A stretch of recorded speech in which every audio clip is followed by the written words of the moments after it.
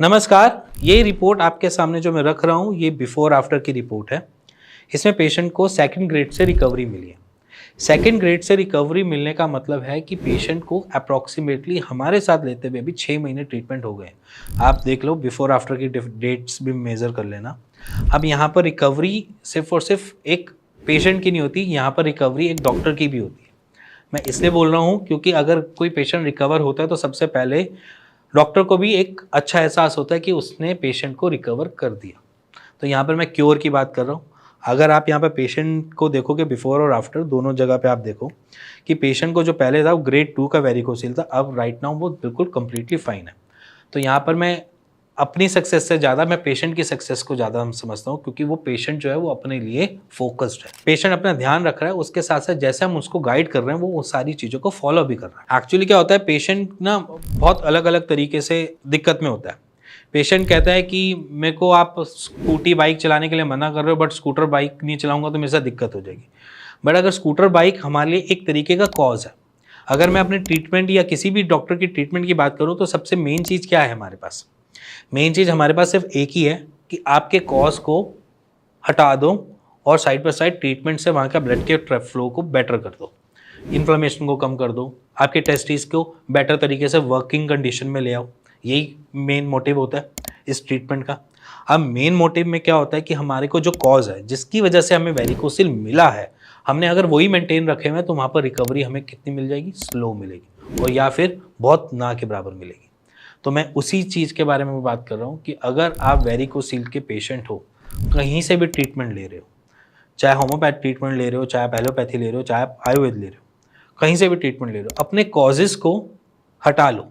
जैसे कि आपकी जिमिंग, साइकिलिंग, रनिंग नॉर्मल है, इसकी वजह से लाइफस्टाइल डिसऑर्डर की वजह से ही है। बेसिकली जो हमारा वेरिकोसिल है वो लाइफस्टाइल डिसऑर्डर है। तो ये 3 चीज़ें मेजर हैं आपकी लाइफस्टाइल में ही है कि आप रनिंग भी कर रहे हो, साइकिलिंग भी कर रहे हो, जिमिंग के लिए स्ट्रेंथ ट्रेनिंग भी कर रहे हो। अगर ये सारे कॉज मेंटेन्ड हैं तो आपका वेरिकोसिल इम्पैक्टेड हमेशा ही बना रहेगा। साइड बाय साइड इसके अलावा अगर आप कॉन्स्टिपेटेड रोज हैं तो कॉन्स्टिपेशन के लिए आप कोई ट्रीटमेंट नहीं ले रहे हैं तो वो भी आपकी वेरिकोसिल पे इम्पैक्ट डालेगा ही डालेगा। तो ये वीडियो आज जो है वो बेसिकली है कि आप अपने कॉजेज़ को मेंटेन रखोगे तो ये दिक्कत आपकी बनी ही रहेगी।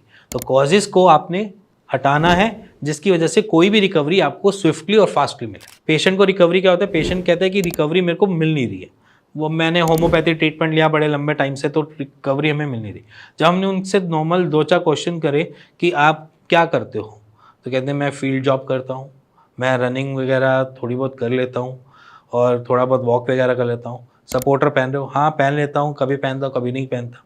देखो ये जो नेग्लिजेंस है ना, आप अपने साथ जो करते हो वो नेग्लिजेंस आप पे भारी पड़ती है, सिंपल क्लियर वर्ड्स में। क्योंकि ये नेग्लिजेंस जो है ना वो बेसिकली आपको इसलिए भारी पड़ रही है क्योंकि आप अपने लिए फोकस्ड ही नहीं हो। अगर मान के चलो, अगर मैं किसी चीज़ को प्लान कर रहा हूँ कि मेरे को आज अपनी इस प्रॉब्लम से सॉर्टेड होना ही है, तो मैं उसके लिए सारे के सारे जतन करूँगा। बट पेशेंट क्या करता है, वहाँ पर वो जतन करना कम कर देता है। कह देता है कि पहले महीने में रिकवरी अच्छी मिल गई, इन्फ्लेमेशन कम हो गई, सारी चीज़ें पहले से आराम मिल गया, मेरे को दर्द नहीं हो रहा, तो सारी चीज़ें छोड़ देता है। वो कहता है कि मसाले मैं खा लूँगा, ठीक है, एक्सरसाइज थोड़ी बहुत मैं कर लूँगा, हाँ वजन का काम थोड़ा मैं उठा लूँगा, थोड़ा तो करना ही पड़ेगा, डे टू डे की रूटीन तो थोड़ा ना तोड़ेंगे। कॉन्स्टिपेशन है, कोई बात नहीं, कल देख लेंगे, आज तो मैं बेटर हूँ, आज तो थोड़ा बहुत मोशन निकल ही गई है, कल देख लेंगे। तो ये जो डिलेड प्रोसेस होते हैं ना, ये जगह आपको और लंबा ले जाते हैं किसी भी ट्रीटमेंट को ले। अगर आपने अपने कॉजेज़ को बैलेंस कर लिया, अपने कॉजेज़ को ठीक कर लिया जिसकी वजह से हमारे को वेरिकोसिल बना है, अगर वो हमने अपनी लाइफस्टाइल से निकाल दिया, वहीं पे ये सारी चीज़ें आराम से बैलेंस हो जाएंगी। और अगर मैंने कॉजेज़ को मेंटेन रखा और फिर भी मैं ट्रीटमेंट ले रहा हूँ तो वो ट्रीटमेंट की वैल्यू 0/0 ही रह जाती है। वहाँ पर पेशेंट को रिकवरी मिलना टास्क हो जाता है, क्योंकि हर डॉक्टर यही चाह रहा है कि आपको रिकवरी मिले। कोई भी डॉक्टर यही नहीं चाहेगा कि आपको रिकवरी ना मिले। अगर रिकवरी नहीं मिल रही है तो उसके पीछे reasons most of the patients में ये दिखाई देने को मिल जाते हैं कि वो अपना ध्यान ढंग से नहीं रख रहा है, और जब वो ध्यान ढंग से नहीं रख रहा है तो रिकवरी भी उनको बहुत स्लो मिल जाती है। तो अगर मैं आपके सामने ये जो रखी है रिपोर्ट, अगर मैं इसकी बारे में बात करूं तो पेशेंट की विन कंडीशन होती है एज कंपेयर टू डॉक्टर से।